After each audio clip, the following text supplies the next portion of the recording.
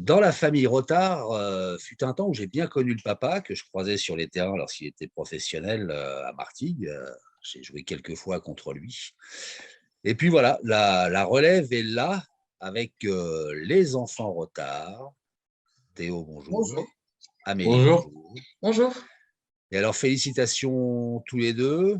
Amélie pour un nouveau titre MVP après la victoire face au Stade français Paris Saint-Cloud 3-7-0. Et puis, alors, c'est pas très galant ce que je vais faire, mais on va quand même honorer Théo, Oui, oui. qui, Avec euh, bah, plaisir. qui, est, qui est tout simplement entré dans l'histoire en devenant, avec ton copain Canet, vous êtes les premiers à devenir champion du monde de beach volley. Donc là, c'est respect, félicitations. Merci beaucoup. Comment as-tu vécu ce championnat du monde qui n'a pas été simple apparemment? Ouais, c'était pas simple. Ben, déjà, on était hyper contents d'y être parce que c'était pas sûr qu'on y soit 2 mois à l'avance. On n'était pas sûr d'y aller en fait. En plus, à la base, on devait être en qualification. Sauf qu'il y a pas mal d'équipes africaines qui sont pas venues. Du coup, on a pu rentrer direct dans le main draw. Donc ça, déjà, ça nous a soulagé un petit peu parce que qualif, tu perds un match et t'es éliminé. Euh, et du coup, on s'est dit qu'on va le vivre match par match et point par point, en fait. Prendre du plaisir à jouer parce qu'on était déjà dans un endroit de fou. À Phuket, c'était Ouais, magnifique au bord de la Phuket, ça plage. va, ouais, c'est pas mal, il y a pire. Hein. Il y a pire, il y a pire. Ouais, et du coup, progressivement, on a fait nos matchs de poule, on a fini premier de poule. Et match par match, on a joué de mieux en mieux. Avec un gros match en quart de finale, notamment contre les Tchèques Contre qui les étaient. Tchèques. Ouais, je pense pour moi, c'était une des équipes favorites parce que déjà, ils sont sur le World Tour depuis quelques années. Ouais. Et puis, ils ont des gabarits importants et c'est des très bons joueurs, quoi. Et du coup, bah, c'était un gros match. Et après, on est passé, on a gagné chaud. C'était chaud. Et petite précision, champion du monde U19, alors que vous avez 17 ans tous les deux. Ouais, c'est ça. Ouais, bah, on est 2004 et on a joué du coup contre des 2002, beaucoup de 2002. Donc ça veut dire pas le choix l'année prochaine, il faut encore devenir champion du monde. Ouais, C'est-à-dire qu'il y a ouais, encore, on va il y a essayer. encore deux titres à aller chercher. Quoi. C'est ça, on va essayer. Quel regard, Amélie, tu portes sur la performance de ton frère? Bah moi déjà je suis super fière de lui. Je m'y attendais pas, mais enfin c'est incroyable de dire que son petit frère il est champion du monde, surtout quand je me rends compte d'où il est parti. Et je sais que pour des jeunes de son âge, à 17 ans, de faire des entre guillemets des sacrifices pendant l'été, de pas voir ses copains pour faire des compétitions ou pour s'entraîner tous les jours, je sais que ça doit pas être facile et je suis super fière de ce qu'il a fait avec Arthur et toute la famille est fière de lui dans tous les cas. Pourquoi le beach plus que la salle? Parce que bon, ton papa enfin votre papa et votre maman étaient volleyeurs et volleyeuses, mais en salle, pourquoi tu as choisi le beach, toi? Tu es le Bah, fun de la famille? ouais, à la base, bah, j'ai commencé avec la salle, un peu comme beaucoup de gens. Enfin, on commence par le volley parce que c'est plus connu, tout simplement, tout ça. Et, euh, et c'est au terme. Vous nous entendez ou pas? Oui, oui, très bien. 5 sur 5. Ça va, ça va. Et bah, en fait, c'est parti d'un stage. On a été aux détections nationales en salle. Et il y a Stéphane Canet qui a organisé un stage ensuite de beach, un premier stage, et m'a proposé de venir, tout ça, avec plein de jeunes. Et ça m'a plu, du coup, il en a fait d'autres. Et petit à petit, j'ai fait du coup du beach et de la salle. Et après, au bout d'un moment, c'était compliqué de faire les deux, donc il fallait faire un choix. C'était soit j'allais au CNVB, du coup, en salle, ou soit au pôle à Montpellier, au beach, tout ça. Et j'en ai beaucoup parlé avec mes parents, tout ça. On essayait de comparer les deux projets et tout. Et puis moi, je sentais que, avec Arthur, on commençait à faire un peu de résultats. Et je sentais que c'est ce que je voulais faire. Enfin, je sais pas, je m'amuse trop. Et on est au soleil, on touche plus la balle. Il y a les filles aussi un peu. Non, c'est tout ça. C'était sûr, C'est un c'était tout. sûr. C'est un tout. Bah, tiens, à propos de filles, on va discuter un petit peu avec Amélie maintenant. Euh, Nouveau titre MVP. Bon, toi, on en avait parlé lors d'un précédent entretien. Bon, ça y est, tu es devenu très vite, de mon point de vue, hein, l'un des piliers de l'équipe de France, au-delà d'être l'un des piliers du Pays d'Aix-Venelle, ton club.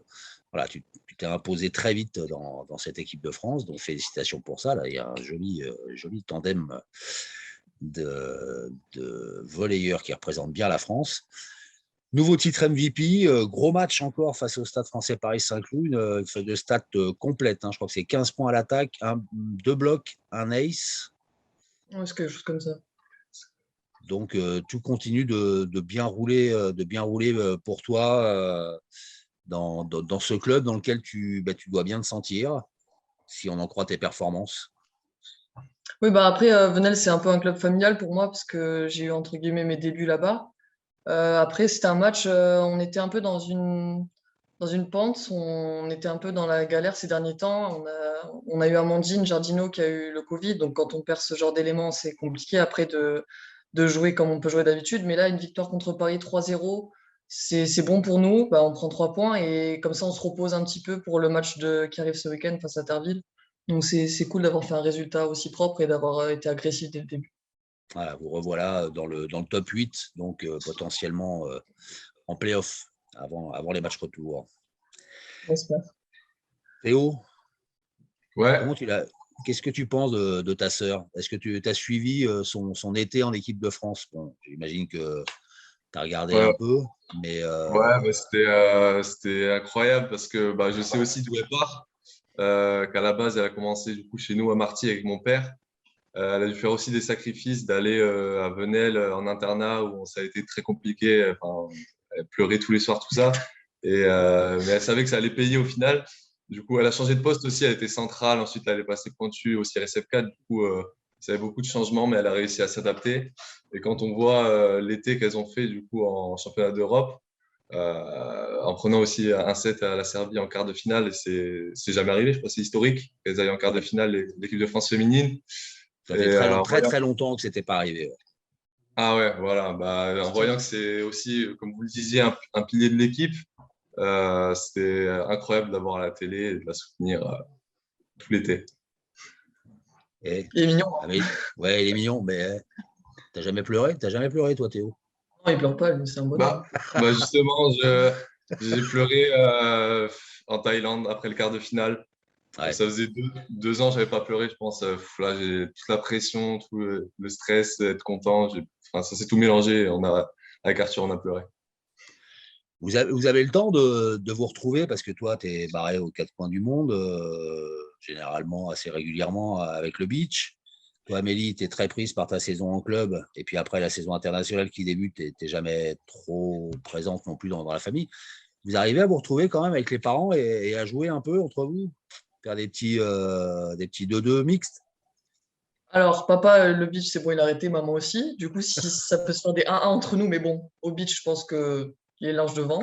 Mais après, ça va, on n'est pas très très loin. Il est à Montpellier, moi je suis à Venelle, donc il y a quelques week-ends, je pense 2 week-ends par mois, on peut se voir. Donc ça va, pour l'instant, ça se passe bien. Après, on ne sait pas les prochaines comment ça va se passer, mais pour l'instant, ça va, on se voit assez souvent quand même. Ouais, là, ça va. Enfin, moi, du coup, ma saison, elle est finie. Du coup, je rentre souvent. C'est plutôt l'été où c'est compliqué de se voir parce qu'on a tous les deux des compètes. Enfin, elle avec l'équipe de France, du coup, et moi au beach. Mais ouais, je rentre le week-end et elle essaie de rentrer après les matchs un maximum ou j'essaie de venir la voir au match. Mais ça va, on arrive quand même à se voir de temps en temps. Et apparemment, j'ai lu une interview de toi. Merci FaceTime aussi. Ouais. Hein. Ça permet de garder un lien visuel Ouais, avec les proches. Heureusement que ça existe. Bon, je vous remercie infiniment tous les deux d'être parvenus à vous réunir. Profitez bien, passez de belles fêtes de fin d'année, faites attention à vous et continuez à performer comme ça, comme vous le faites, parce que c'est bien pour le volley. Donc merci beaucoup. Merci beaucoup. Merci, bonne fête. Bonne fête à vous. À bientôt. Et bonjour aux parents. Allez, ça va, on passera le bonjour. Merci. Ciao, merci. Ciao.